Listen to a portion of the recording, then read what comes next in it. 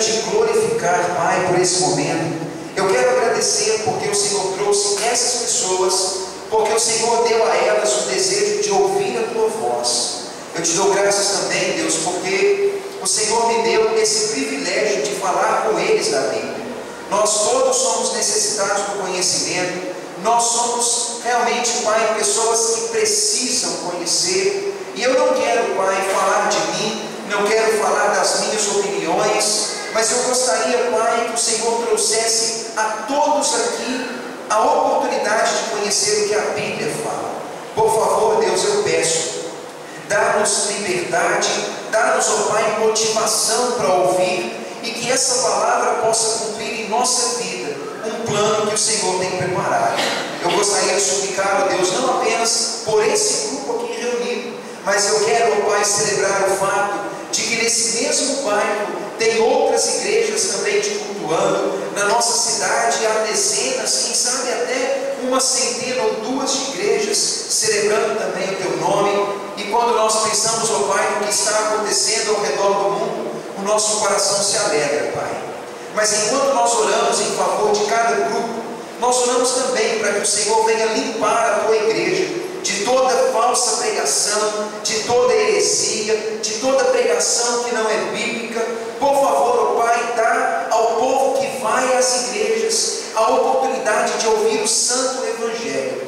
E por favor, ó Pai, faça isso nesse local. É a nossa oração, o nosso desejo, em nome de Jesus. Amém. Sabe, irmãos, quando eu digo que a palavra de hoje ela é prática, eu tenho certeza que é prática mesmo. Quando nós olhamos algum texto bíblico, eu tenho falado com a igreja que assim, quando nós lemos, alguém diz, olha, quando você estiver lendo um texto, sempre pergunte o que o texto quer falar, o que um texto, uma frase, o que ele quer dizer. Mas quando nós nos deparamos com a Bíblia, não é o que a Bíblia quer dizer, mas o que a Bíblia quer fazer. A palavra de Deus, ela é não apenas para instruir, mas ela é mais para fazer alguma coisa através de nós, que somos instrumentos. E sabe, a palavra de hoje, ela vai nos mostrar a importância de nós deixarmos de lado aquelas ideias engessadas do tipo, eu penso assim, e às vezes aquele descuido com as pessoas em volta.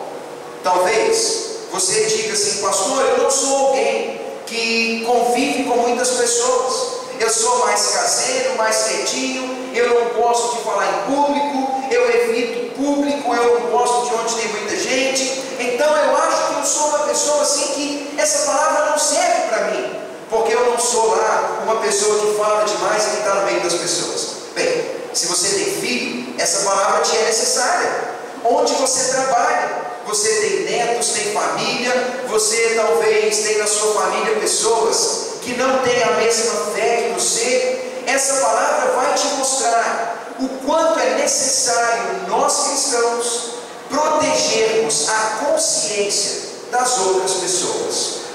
E cá entre nós, irmãos, hoje, quando a gente para pensar, nós não vamos admitir que existem muitas ideias e opiniões por aí. E muitas das opiniões não levam em conta o outro. Talvez o outro mais frágil, talvez o outro mais imaturo, ou talvez a criança. Às vezes me preocupa quando eu imagino que nós não estamos preservando tanto a consciência da outra pessoa. Se nós, que falamos em público e lidamos em público, somos pessoas públicas, cuidássemos mais da nossa reputação, talvez escandalizaríamos menos as pessoas. Se pais olhassem mais com zelo para os filhos, talvez algumas posturas seriam evitadas, talvez no nosso trabalho ou no círculo de amigos. Irmãos, cuidado com a consciência do próximo. Eu lembro que há uns anos atrás, meu pai ganhou uma coisa que falava assim, olha, pise firme, porque eu vou seguir teus passos.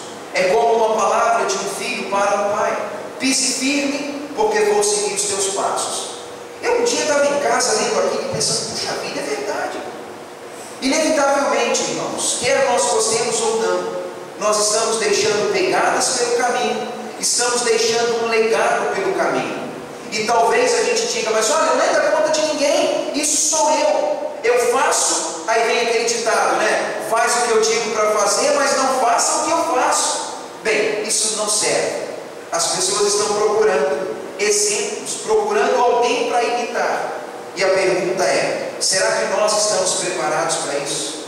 Bem, só para começar eu quero dizer, irmãos, que aqui não tem, né, essa demagogia, essa ilusão de achar assim, somos perfeitos, aqui nós vamos criar um padrão perfeito, nós não vamos errar, nós não vamos pisar na bola, aqui é assim, o povo que vai na igreja não falha, muito pelo contrário, nós falhamos, mas Deus está nos dando oportunidade, Deus está nos dando um alerta para dizer assim, cuidado com a consciência do outro, cuidado com isso.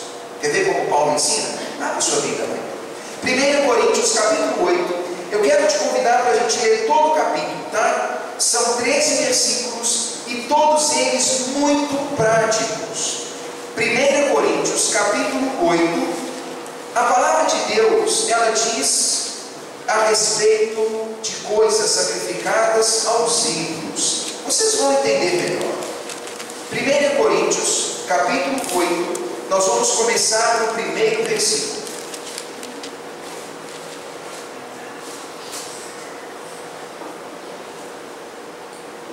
Primeiro Coríntios capítulo 8, versículo 1, a palavra diz: no que se refere às coisas sacrificadas aos ídolos, nós reconhecemos que todos somos senhores do saber, mas o saber ensoberbece, enquanto o amor edifica. Fica com essa palavra, edifica. Se alguém julga saber alguma coisa, na verdade não aprendeu ainda coisa nenhuma, não sabe nada do que deve. Mas se alguém ama a Deus, esse é conhecido por Deus. No que diz respeito à comida sacrificada aos ídolos, sabemos que o ídolo por si mesmo nada é no mundo, e que não há senão um só Deus. Porque ainda que há também alguns que se chamem deuses, quer no céu ou sobre a terra, como também há muitos deuses e muitos senhores, todavia para nós há apenas um Deus, o Pai, de quem são todas as coisas e para quem existimos. E há um só Senhor, Jesus Cristo, pelo qual são todas as coisas e nós também por Ele. Entretanto, não há esse conhecimento em todos, porque alguns, por efeito da familiaridade até agora com o ídolo, ainda comem dessas coisas como se a eles sacrificadas, e a consciência destes, por ser fraca, pode se contaminar. Não é a comida que nos recomendará a Deus, pois nada perderemos se não comermos, e nada ganharemos se comermos. Vede, porém, que essa vossa liberdade não venha de modo algum a ser tropeço para os fracos, porque se alguém te vir a ti, que és dotado de saber, de maturidade, à mesa, em templo de ídolo, não será a consciência do que é fraco induzida a participar das comidas sacrificadas aos ídolos?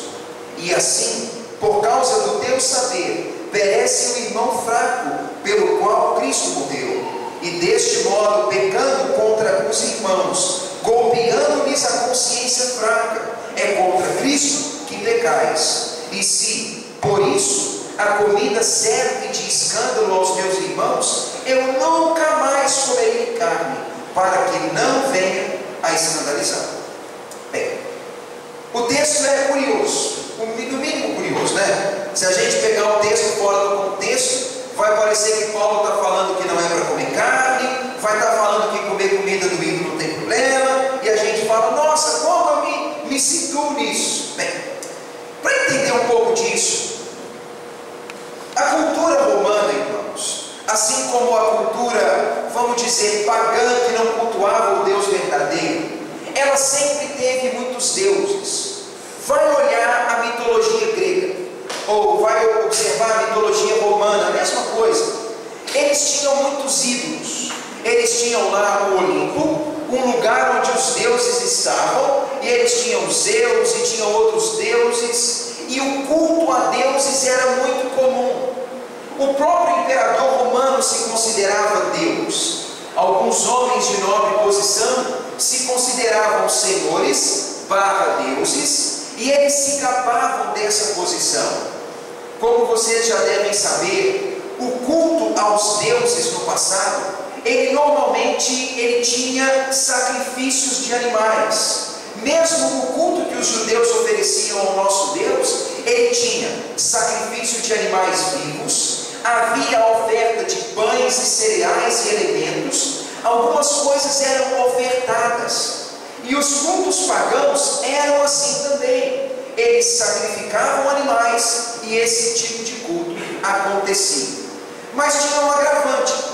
Quando alguém ia a um templo e ele levava um animal e aquele animal era sacrificado, o ofertante, ele costumava comer parte daquela carne daquele animal.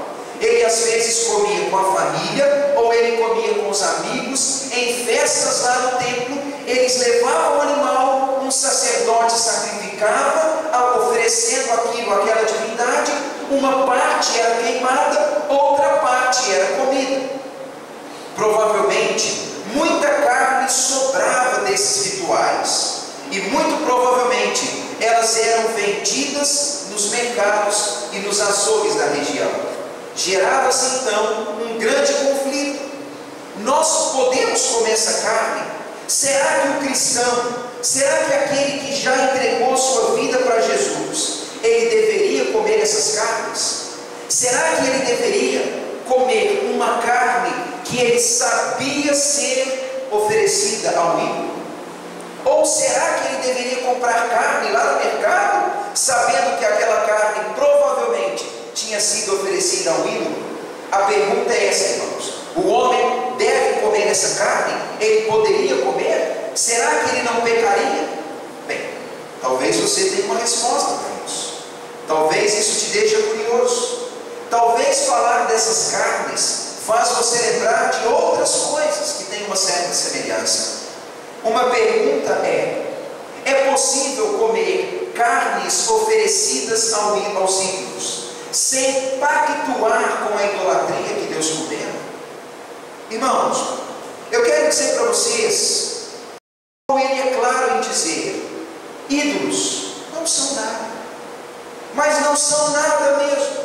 Olha comigo o versículo 4, olha lá, irmãos, olha isso, que clareza. Diz: no tocante à comida sacrificada a ídolos, sabemos que o ídolo de si mesmo não é nada. Ele é nada, irmãos, da ótica de Deus. Os ídolos, quaisquer que sejam, se é o sol, as estrelas, se é a água, se é uma pessoa, se é um imperador, se é um ancestral morto, Deus, quando olha e diz respeito a isso, para Deus os ídolos não são nada. Eu acredito que quando nós abrimos nossa Bíblia, nós observamos que do princípio ao fim, a nossa Bíblia diz que o Deus Criador, que deu essa Bíblia, esse livro, Ele diz que Ele é único, e que por mais que os homens construam deuses, ou determinem deuses, perante o nosso Deus, eles não são nada, mas absolutamente nada. É como se na história bíblica, irmãos, a gente sempre observasse o nosso Deus com aquele sentimento assim: aqueles deuses não são coisa alguma.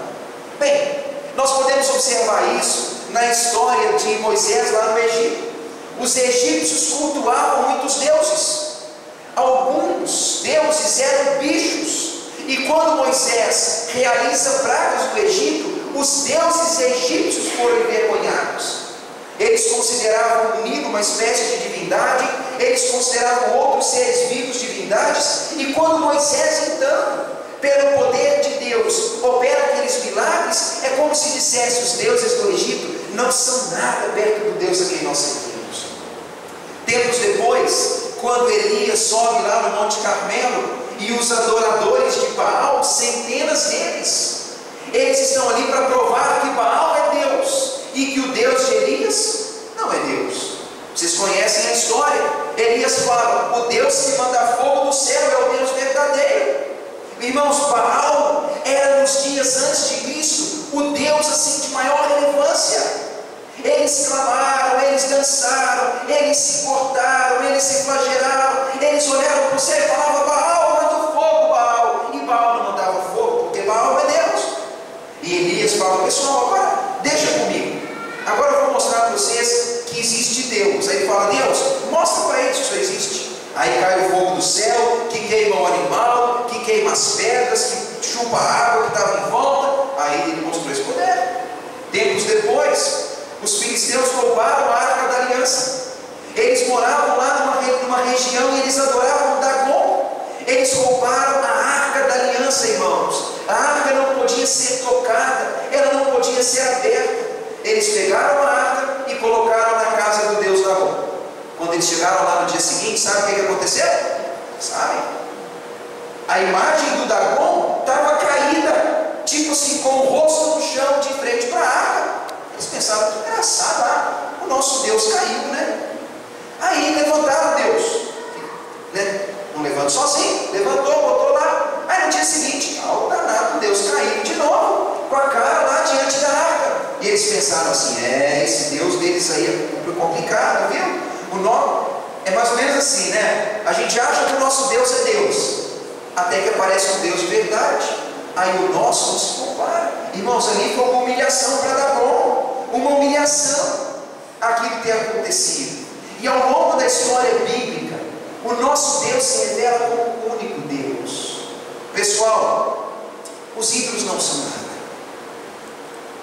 Por mais que existam deuses por aí, se existem milhões de deuses na Índia, se existem milhões de deuses em outros países, se homens se consideram deuses, eu não os julgo, porque eu não posso julgar, mas eu posso falar pela autoridade da Bíblia, que o Deus da Bíblia, ele quando olha do céu para tudo isso, ele pensa: isso é nada, isso é marionete na mão de Satanás, porque o diabo e os seus demônios, eles se aproveitam disso, para enganar os homens com esses ídolos falsos. E é por isso que a Bíblia costuma dizer que muitos homens, adorando certos deuses, na verdade estavam cultuando os demônios e o próprio diabo, que os ilude e que os engana para afastá-los do Deus verdadeiro.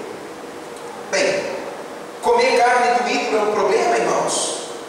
Na prática não, porque o ídolo não é nada, ele não tem relevância, ele não significa coisa alguma. E Paulo disse no versículo 4, o ídolo é insignificante. Ele fala no final do versículo 4, porque só existe um Deus.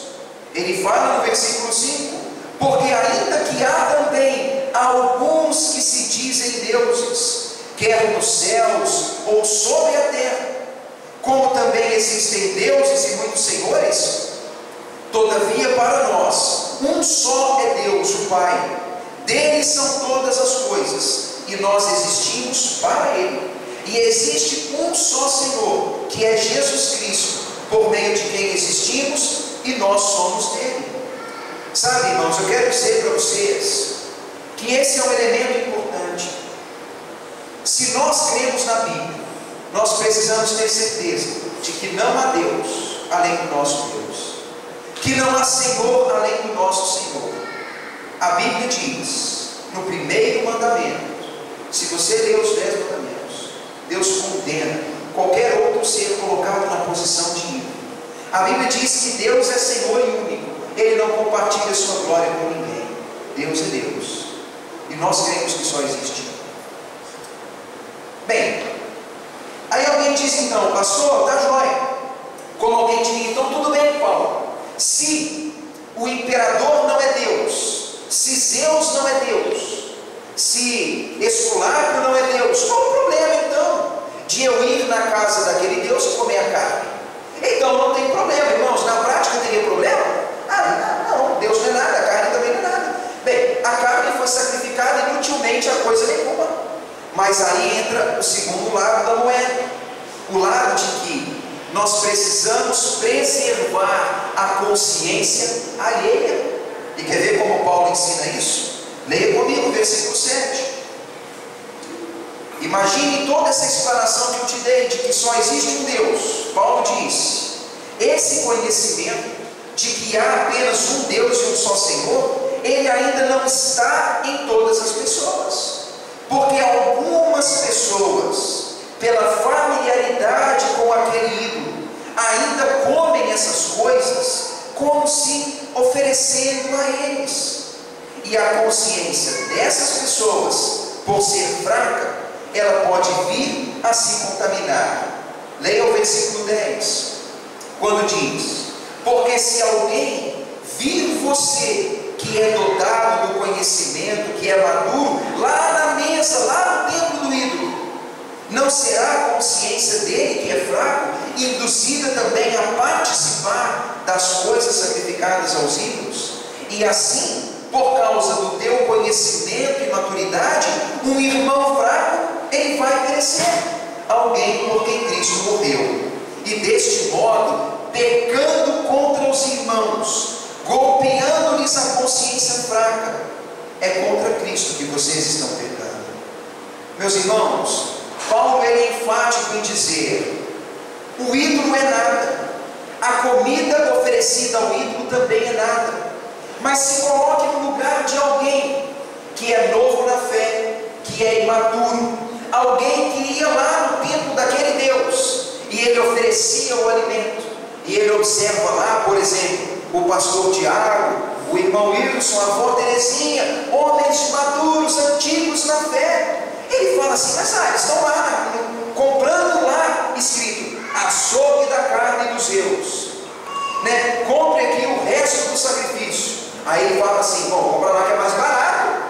Aí você está lá comprando. Um irmão mais novo na fé, ele vê aquilo, ele pode ficar escandalizado. Ele ainda não amadureceu. Para ele comer a carne do ídolo seria adorar o ídolo. Então Paulo diz: meus irmãos romanos, cuidado. Ele diz: tome cuidado, porque vocês já têm o saber, vocês já são maduros, mas ao redor de vocês tem pessoas ainda confusas, pessoas que não entenderam isso. E ele diz: você pode pecar contra elas, você pode golpear a consciência delas, você pode colocar tropeço para elas, você pode escandalizá-las. Então ele diz: Cristo morreu por elas, e talvez você pode estar desencaminhando essas pessoas em favor de quem Cristo morreu. A conclusão de Paulo está no versículo 13. Ele diz: eu não vou atrapalhar o que Cristo está fazendo. Paulo diz: se a comida que eu como gera escândalo e confusão na mente do outro, ele diz: eu paro de comer carne totalmente. Eu já não vou comer carne nem lá do templo dos zeus, e nem carne nenhuma, se aquilo que eu faço escandaliza e atrapalha a outra pessoa. Sabe por que Paulo diz isso, irmãos? Não é porque o Deus tem relevância, os ídolos são irrelevantes, a carne em si não tem problema nenhum, mas a consciência, o processo de desenvolvimento do outro, o bem-estar do outro é muito importante. E eu quero afirmar para vocês: cuidado com a consciência das pessoas. Cuidado, irmãos, cuidado. Tem coisas que nós fazemos que outros podem não entender. Eu me lembro que quando cheguei na igreja bem novo, aí eu cheguei, sou novo, é óbvio, né? Mas vivi no interior, e lá, pensa assim, no ano 90, o mundo era mais atrasado que hoje, né? Era aquela época que algumas igrejas, para jogar bola, tinha que pedir um pastor, que para usar bermuda não podia, que um monte de coisa não podia. Ainda era aquela época assim: isso pode, aquilo não pode, isso não pode. Você parece que recebia uma lista de tudo que não pode, quase nada podia, né? Então era assim. Aí a gente ouviu assim que um monte de coisa não podia.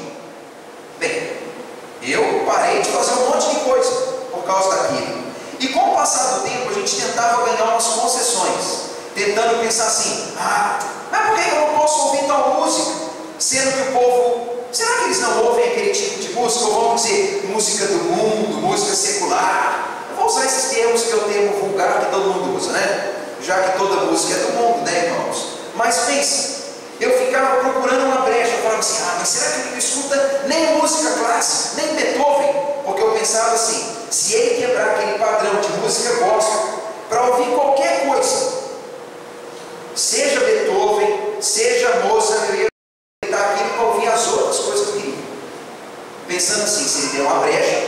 Se ele escuta Beethoven, eu posso escutar, por exemplo, Guns N' Roses. Qual que é o problema? Irmão, estou falando da época, tá? Muita água passou debaixo da ponte até aqui. Vamos ficar no padrão passado, né? Vamos lá.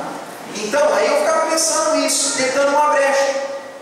Aí eu ficava naquela, tentando achar alguma coisa que me desse liberdade para fazer. E por um lado, eu acho que foi bom que as pessoas que me orientaram na fé, elas eram muito preocupadas em não perverter a nossa consciência. Talvez eles exageraram, talvez foram muito radicais, mas aquilo foi bom, porque criou na comunidade da fé uma preocupação com o que as crianças vão pensar, o que os jovens vão pensar, o que eles vão fazer. E sabe, o extremo que havia no passado, talvez a gente vive o extremo hoje.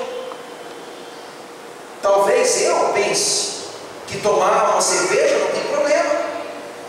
Eu amadureci, julgo que aquilo não é mal, julgo que é de foro privado e que aquilo não tem problema nenhum. Ao longo da minha vida, da minha maturidade na fé, eu falo, não tem problema.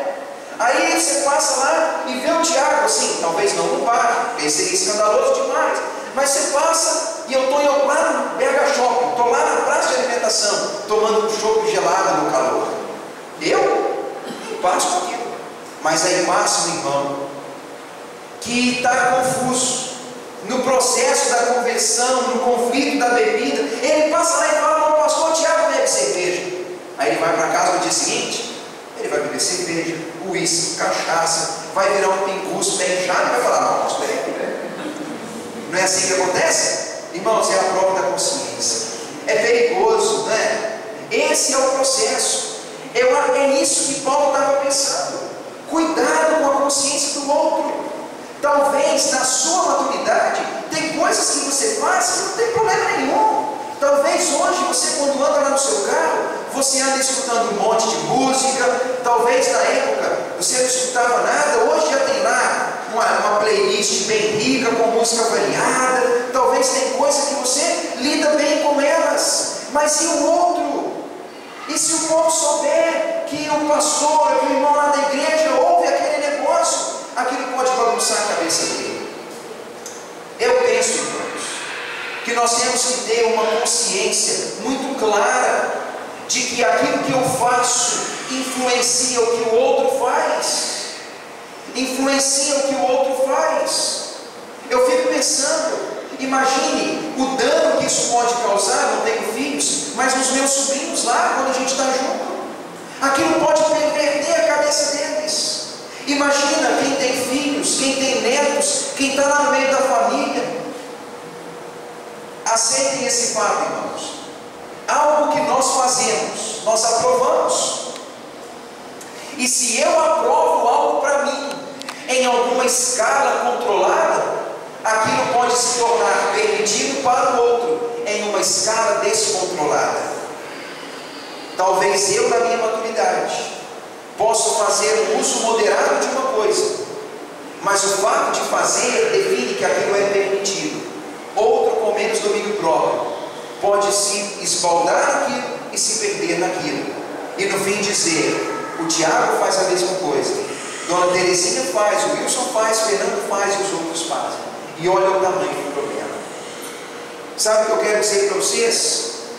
Não permita que a liberdade que vocês têm se torne motivo de perverter a consciência alheia.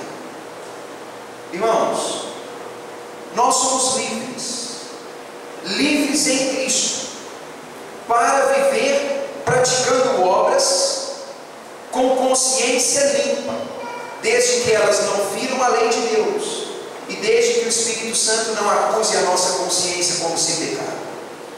Se nossa consciência não acusa, se aquilo não fere a Bíblia, se eu posso fazer algo com a consciência limpa, eu quero concordar com João, Tiago, com Paulo, que aquilo talvez está bom. Mas e se aquilo ferir a consciência de outra pessoa?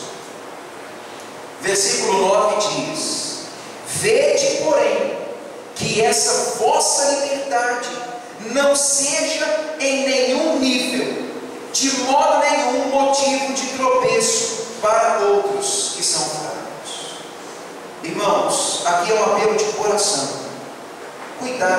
autoridade que você tem.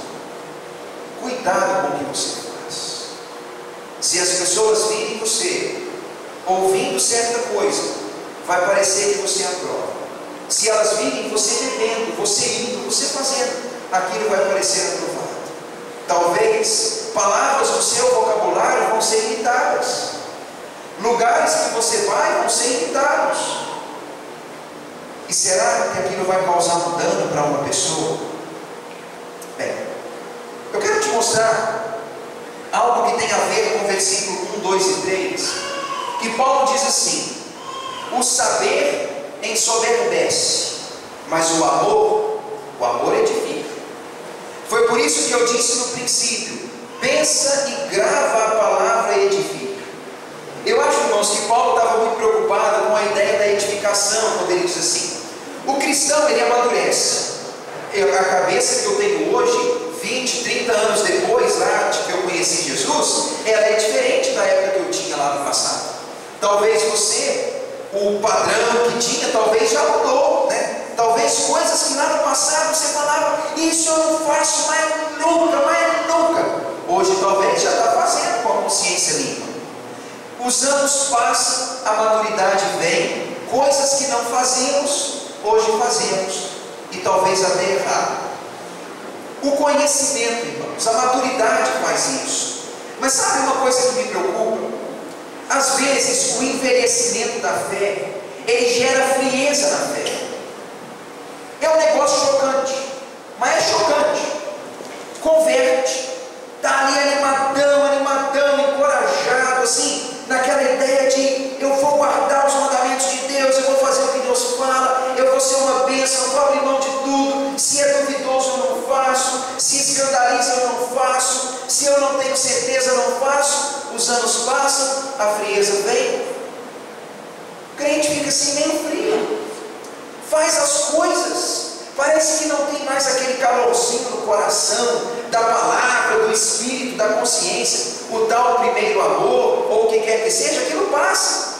A gente costuma ver crentes que, com o passar dos anos, eles vão se tornando frios, indiferentes. Parece que o cérebro cresce, o conhecimento cresce, mas o coração diminui ou vira pedra. Conhece crente assim, irmãos? Conhece, com certeza conhece. Os anos costumam não fazer bem para alguns cristãos. Não faz. Começam a ficar meio frios, indiferentes, sabem tudo, mas aquele saber não alcança o coração. Você vai conversar com ele, mas ele tem todo o discurso, mas aquilo não muda o modo como vive. Esse tipo de crente logo começa com aquela onda do: isso não tem nada a ver, isso não tem nada a ver, isso não tem nada a ver, isso é bobagem, isso não é bem assim.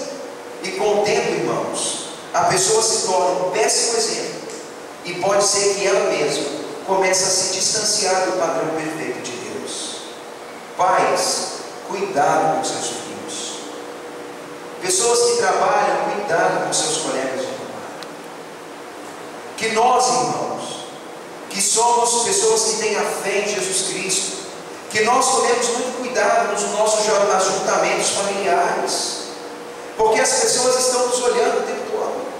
Elas estão esperando um tropeço nosso para dizer: ah, eu sabia que tu era hipócrita, eu sabia que você não é santo, né? E talvez, é óbvio que a gente não é santo, irmãos, é um fato, a gente não tem que ser hipócrita não, né? Mas a gente tem que tomar muito cuidado para não escandalizar. Eu penso assim: se o povo da minha família, ou se alguém que eu conheço está esperando uma permissão minha para beber e ficar bêbado, ele não vai ter nunca. Ah, mas não vai, eu não vou dar para ele isso. Ah, mas ele está esperando eu falar um palavrão para ele falar assim: é, crente fala palavrão? Acontece? Eu vou falar, eu vou tomar cuidado. Irmãos, isso é para preservar a consciência dessas pessoas. Não é porque